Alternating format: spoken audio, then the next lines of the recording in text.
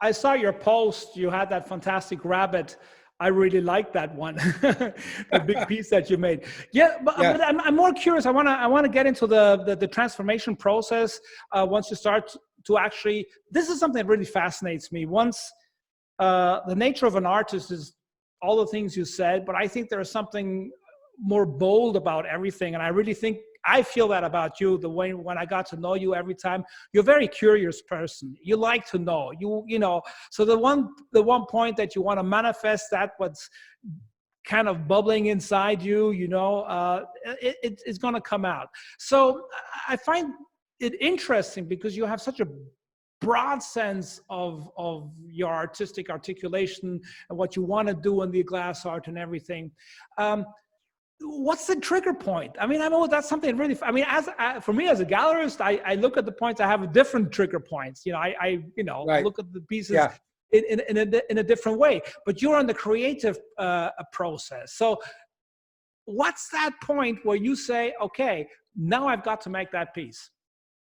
And is it one piece, or is it like 10 pieces? And then you say, in those 10 pieces, that's my little favorite in there.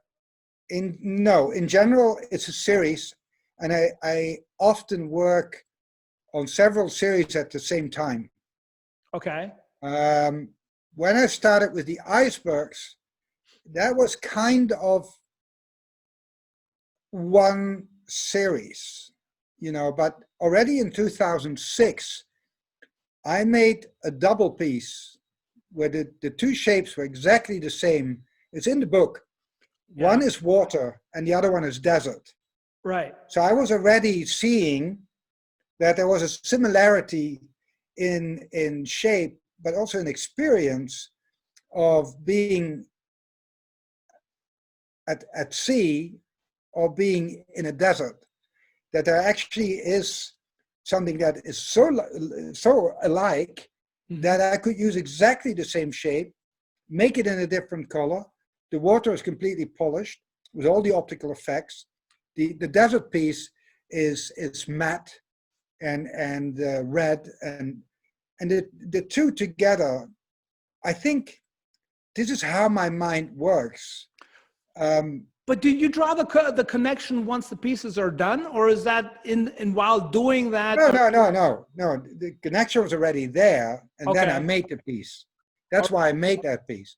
So there was already an excitement about, okay, I've been in the cold, you know. And actually, the funny thing is, this was 2006, 2007.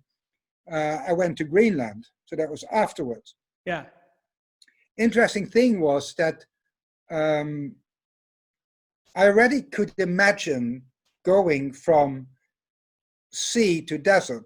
And when I met Janet in 2009, that was in Sedona. So I was right there in the four corners, and we started discovering the landscapes, the natural parks there, and all these beautiful Bryce Canyon, Antelope Canyon, all these beautiful places. And still, I took some time before I started to make my Canyon and Desert series. Mm-hmm.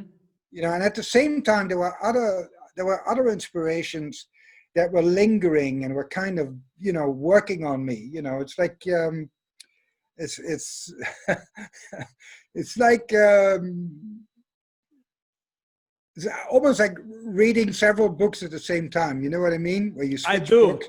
Especially in this COVID time, I have like 8 books next to my bed, and I hope I'm going to finish one of them. Yeah, and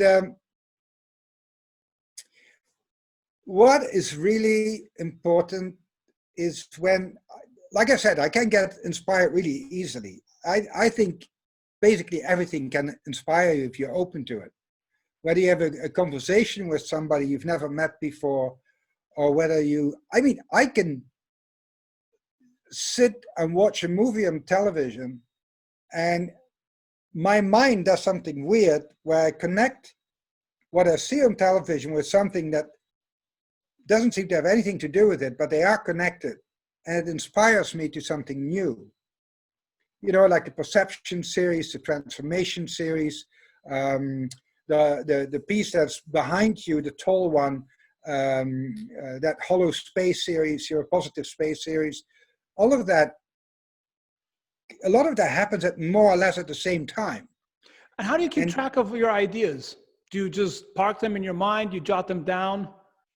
Well, Okay. I make little sketches.